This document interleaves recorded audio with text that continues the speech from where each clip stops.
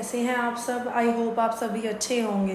तो आज हम करेंगे टी.एस. गरेवाल की इलस्ट्रेशन नंबर 3 जो कि है पेज नंबर 5.6 पे। ठीक है, तो हम पहले इलस्ट्रेशन देखते हैं। Rakesh commences business with cash. Rakesh ने बिजनेस स्टार्ट किया है 1,50,000 से। आपने क्या किया, आपने 1.5 लाख रुपए दिए हैं। तो एंट्री क्या होती है आपकी, cash account debit to capital account. तो आपको थोड़ा सा फॉर्मेट के बारे में बता देती हूँ मैं अकाउंटिंग इक्वेशंस का। अकाउंटिंग इक्वेशंस के फॉर्मेट में सबसे पहले आप लिखेंगे सीरियल नंबर 1 2 3 4 जो भी आपकी एंट्री है, या फिर डेट गिवन हो गया। उसके बाद आपके पर्टिकुलर्स आएंगे, ट्रांजैक्शंस आएंगी। जो भी आपकी ट्रांजैक्शंस हैं यू विल राइट कि राकेश कमेंट्स बिजनेस। आपको हमें पता चलेगा ना कि हम इस डिटेल के बारे में बात कर रहे हैं।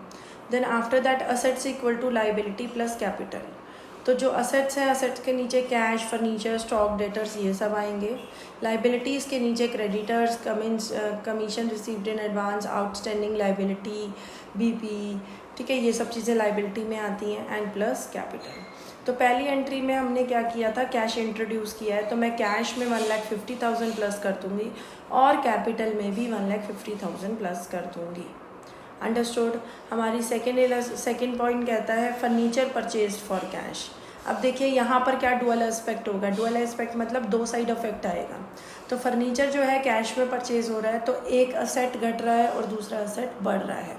कैश घट रहा है 20,000 से, विल डिडक्ट कैश फ्रॉम 20,000 और हम उसमें फर्नीचर को ऐड करेंगे 20,000। उसके बाद हमारा तीसरा पॉइंट है, वो कह रहा है purchase goods from Mahesh on credit.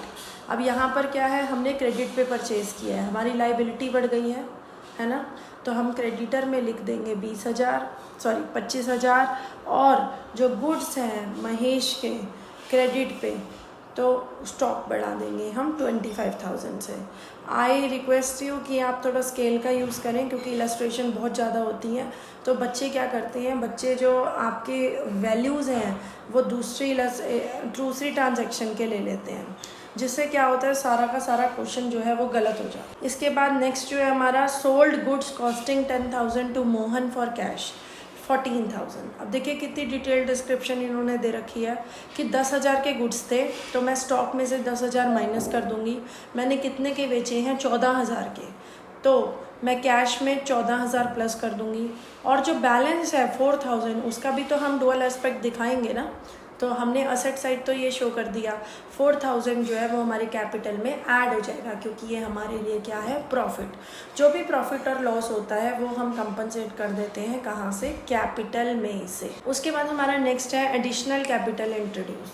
Additional capital introduce हुई है, वही एंट्री होएगी आपकी cash account debit to capital. Cash में 20,000 प्लस कर देंगे एंड कैपिटल में भी 20,000 प्लस कर देंगे।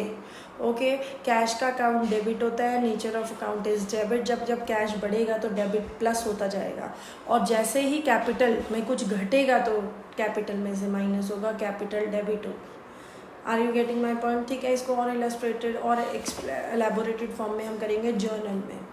उसके बाद आपके पास है कमीशन रिसीव्ड इन एडवांस। अब कमीशन आपने एडवांस में रिसीव करी है, तो ये आपकी क्या है, लाइबिलिटी।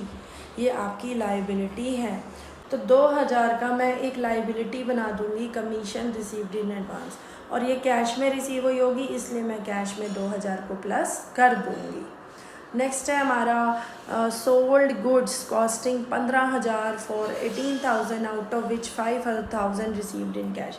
अभी बहुत ट्रिकी है, आप इसको कमेंट बॉक्स में बताइए मुझे, ठीक है। इसकी बताइए कि क्या हो सकता है।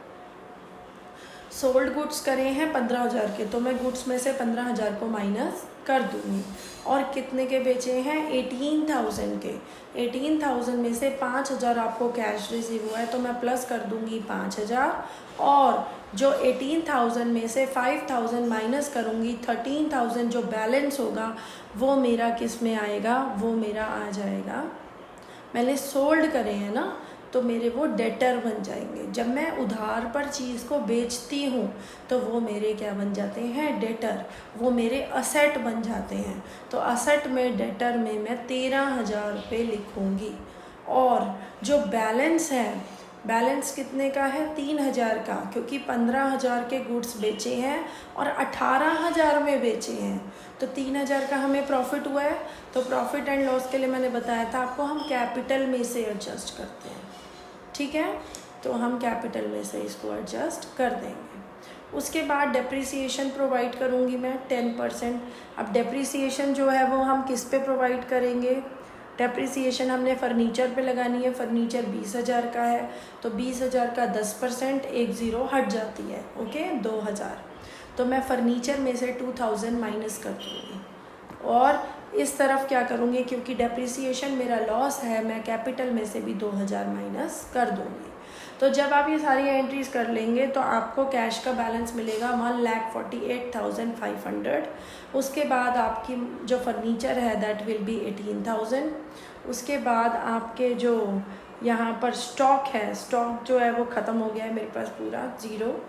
आफ्टर दैट 13,000 के हमारे पास डेटर असेट में है। हमारे क्रेडिटर हैं जो वो हैं, क्रेडिटर तो हमने पे कर दिए थे 25,000 में, ठीक है। उसके बाद 2,000 हमारा जो है कमीशन रिसीव्ड इन एडवांस है, एंड जो हमारा कैपिटल बैलेंस है दैट इज़ 1,77,500। आई होप आपको समझ में आया होगा। अगर कोई डाउट है और आप डिटेल एक्सप्लेनेशन किसी भी ट्रांजैक्शन से रिलेटेड चाहते हैं तो you can pin and you can write on my comment box, I will definitely explain you, okay. For more videos please like share subscribe our channel. I hope आपको बहुत पसंद आया होगा। Thank you.